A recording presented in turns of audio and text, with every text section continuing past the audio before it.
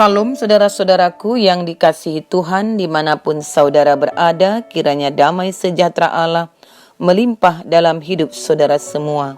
Sebelum kita mendengarkan firman Tuhan, mari berdoa. Ya Tuhan Bapa yang baik, kami mengucap syukur untuk kasih setiamu di dalam kehidupan kami.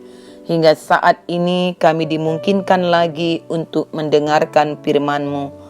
Oleh karena itu, tolonglah kami dengan Roh Kudus-Mu agar dapat memahaminya. Demi nama Yesus, amin. Firman Tuhan dari 1 Petrus 4 ayat 7 sampai 11. Hidup orang Kristen. Kesudahan segala sesuatu sudah dekat. Karena itu kuasailah dirimu dan jadilah tenang, supaya kamu dapat berdoa. Tetapi yang terutama, kasihilah sungguh-sungguh seorang akan yang lain, sebab kasih menutupi banyak sekali dosa. Berilah tumpangan seorang akan yang lain dengan tidak bersungut-sungut. Layanilah seorang akan yang lain sesuai dengan karunia yang telah diperoleh tiap-tiap orang sebagai pengurus yang baik dari kasih karunia Allah. Jika ada orang yang berbicara, baiklah ia berbicara sebagai orang yang menyampaikan firman Allah. Jika ada orang yang melayani, baiklah ia melakukannya dengan kekuatan yang dianugerahkan Allah, supaya Allah dimuliakan dalam segala sesuatu, karena Yesus Kristus ialah yang empunya kemuliaan dan kuasa sampai selama-lamanya. Amin. Tema kita memperlihatkan kemuliaan Allah di dalam kehidupan. Saudara-saudaraku yang dikasihi Tuhan, sebagai orang percaya yang telah diselamatkan, kita memiliki tugas dan tanggung jawab yang tidak mudah. Kita harus dapat memelihara dan mempertahankan keselamatan yang telah kita terima, dan kita juga harus dapat mempertahankan identitas kita sebagai umat pilihan Allah. Oleh karena itu, sekalipun kehidupan ini penuh dengan tekanan dan penderitaan, kita harus dimampukan tetap menyaksikan hidup percaya kita kepada dunia ini. Dari nas renungan kita 1 Petrus, di mana Rasul Petrus memberikan penguatan lewat suratnya kepada umat percaya, yakni jemaat yang baru saja bertumbuh di dalam iman percaya kepada Tuhan. Ketika mereka menghadapi begitu banyak penderitaan, bahkan orang-orang percaya pada saat itu sungguh mengalami penganiayaan, penyiksaan, bahkan dibunuh oleh pihak-pihak yang tidak senang, tidak bertanggung jawab pada waktu itu. Mereka cukup mengalami tekanan yang sangat berat. Oleh karena itulah surat ini diberikan agar mereka tetap kuat di dalam iman dan pengharapan hanya kepada Tuhan Yesus. Surat ini dimulai oleh Rasul Petrus dengan kata kesudahan. Kesudahan segala sesuatu sudah dekat. Ini menunjukkan suatu keadaan akhir dari segalanya. Bisa saja diartikan sebagai akhir dari hidup kita, atau juga akhir dari sebuah zaman atau masa. Pertanyaannya, apakah yang harus kita persiapkan untuk menghadapi akhir dari hidup kita atau akhir zaman ini? Saudara-saudaraku yang dikasihi Tuhan, surat Rasul Petrus ini sungguh mendorong agar jemaat terus tetap saling mengasihi dan melayani, dan tetap di dalam iman percayanya selalu dapat menguasai diri. Oleh karena itu dari nas ini kita harus dapat melakukan kuasailah dirimu. Itulah yang pertama. Pada akhir-akhir ini ada begitu banyak kejadian yang dapat memancing kita untuk berbuat dosa. Banyak orang yang mudah untuk marah, terpancing melakukan hal-hal yang jahat. Bahkan tidak jarang ada orang yang rela untuk membunuh ataupun mengakhiri hidupnya dengan mudah tanpa berpikir panjang. Jika kita selidiki mengapa hal itu bisa terjadi, mungkin salah satu jawaban yang dapat kita temukan adalah karena tidak mampu menguasai diri. Rasul Petrus juga menasehatkan, jadilah tenang. Tenang adalah kebutuhan semua orang. Tanpa ketenangan orang tidak akan mampu menjalani hidup ini dengan baik. Sebaliknya, ketika kita mampu untuk tenang, maka kita dimampukan untuk menghadapi segala sesuatu dengan baik. Firman Tuhan sendiri mengatakan dalam Yesaya 30 ayat 15b, dalam tinggal tenang dan percaya terletak kekuatanmu. Hal ini berarti bahwa ketika kita belajar untuk tenang, maka ada kekuatan yang kita peroleh dari Tuhan untuk menghadapi setiap tantangan, persoalan hidup yang terjadi dalam hidup ini, tentunya bersama dengan Tuhan. Raja Daud juga pernah memberi kesaksian ketika dia begitu banyak menghadapi persoalan hidup. Hanya satu pengakuannya. Dalam Mazmur 62 ayat 1 dikatakan, hanya dekat Allah saja aku tenang. Dan kelanjutannya diajak kita untuk berdoa. Berdoalah.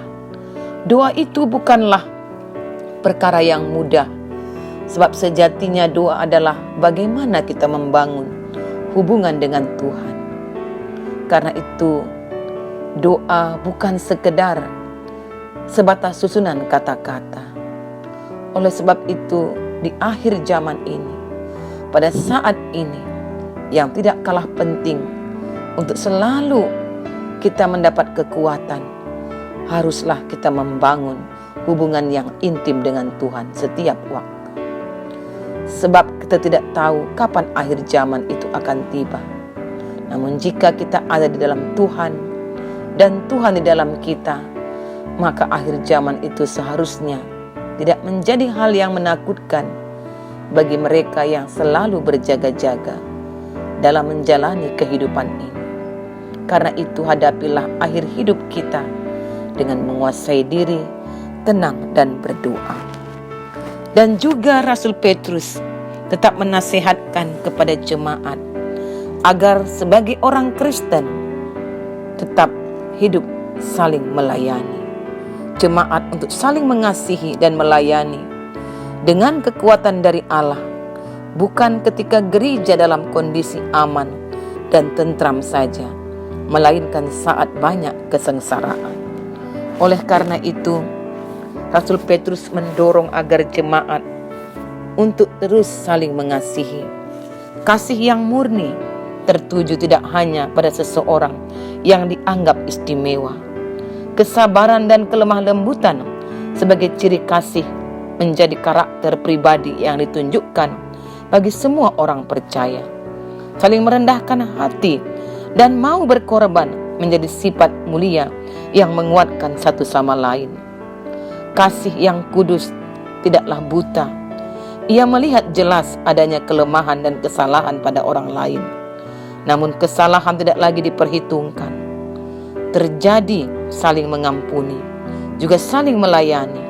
Inilah yang kita dapat baca juga di ayat 10. Kristus yang menderita menjadi teladan bagi kita dan menjadi inspirasi bagi kita untuk terus mengasihi dan melayani Tuhan. Oleh karena itu, Tuhan juga menganjurkan kita untuk dapat mengasihi lewat tindakan nyata. Salah satunya sebagai pribadi yang suka memberi tumpangan pada orang lain, terlebih yang sungguh sangat membutuhkannya. Sebab dengan kita memberikan tumpangan kepada orang lain, disitulah kita mewujudkan kasih Allah kepada setiap orang. Dan biarlah kita mengingat dengan memberikan tumpangan ini, di sana kita memberikan suatu bukti kasih, kebaikan kepada orang lain. Dan kita percaya ketika kita melakukan hal yang demikian, kita juga melakukannya kepada Tuhan.